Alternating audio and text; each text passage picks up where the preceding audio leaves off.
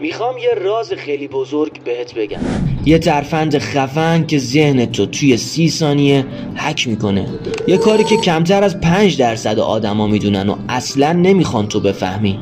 اگه این ویدیو رو تا آخر ببینی طوری میشی که مغزت مثل یک ابر کامپیوتر عمل میکنه، نه یه آدم عادی.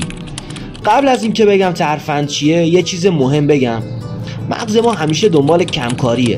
طبق تحقیقات دانشگاه هاروارد مغز ما بیشتر دوست داره تو حالت تنبلی فعال باشه، یعنی کاری نکنه اما حس کنه داره کار میکنه. پس اگه میخوای مغزت واقعا باهات همکاری کنه باید باهاش هوشمندانه رفتار کنی، نه زورکی. حالا بیایم ببینیم یک نابغه مثل تو چطوری میتونه این رو دور بزنه. جوابش تکنیک تایمر 5 دقیقه یا همون 5 minute rule. خیلی ساده، فقط قول بده به خودت که 5 دقیقه، فقط 5 دقیقه روی کاری که میترسی یا بی‌حوصله‌ای رو شروع کنی. 5 دقیقه، نه بیشتر. تحقیقات نشون داده که وقتی شروع کردی مغز وارد حالت فعالیت میشه و ادامهش خیلی راحت تر میشه. حالا جالبه بدونی این تکنیک رو خود دیوید آلن، استاد مدیریت زمان، توصیه کرده.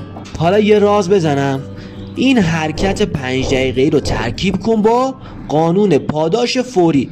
یعنی وقتی 5 دقیقه کار کردی سریع یه جایزه کوچیک به خودت بده، مثلا یه خوراکی خوشمزه، یه نفس عمیق یا 30 ثانیه چرخیدن تو فضای مجازی. اینطوری مغزت فکر میکنه داره تقلب میکنه، یعنی همون چیزی که عاشقشه. پاداش فوری و حس رضایت بدون اینکه کلی انرژی بذاره.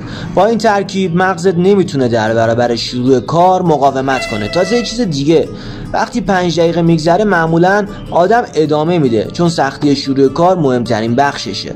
حالا میخوای یه آدم حرفه‌ای و استاد واقعی باشی؟ همین الان یه دفتر، یه قلم و یه کاری که مدت‌ها عقب انداختی رو برو بنویس. بعد فقط 5 دقیقه بهش اختصاص بده. تو این 5 دقیقه معجزه شروع کار خودت رو حس میکنی. اگه این ترفند واسط کاربردی بود حتما سابسکرایب کن و زنگوله رو بزن تا هیچ نکته طلایی و راز موفقیت رو از دست ندی، چون من اینجا تا هر روز ذهنتو مثل یک استاد خفن هک کنم.